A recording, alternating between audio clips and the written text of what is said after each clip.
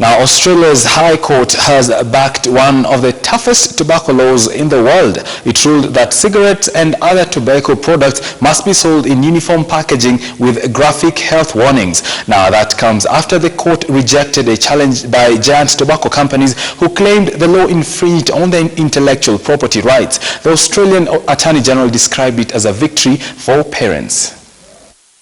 Well, the High Court was the scene of a very famous defeat for the government last August when it struck down the Malaysia solution. This August, it's much better news for Labor. The court has ruled by a majority decision against Big Tobacco's claim that the new plain packaging laws would be unconstitutional. It also ordered that the four companies which brought about this action last October, British American Tobacco, Philip Morris, Imperial Tobacco and Japan Tobacco, pay the government's costs. The industry have put all their resources into the pack itself when all other avenues of advertising have been shut down.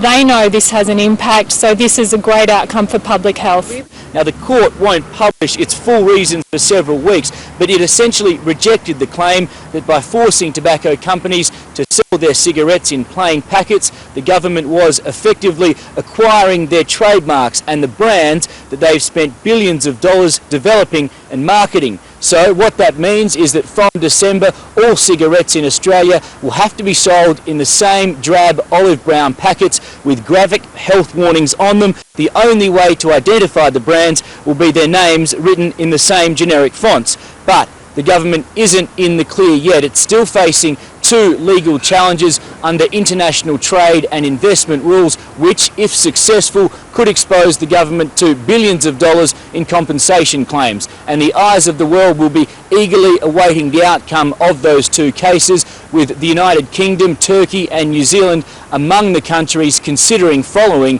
Australia's suit.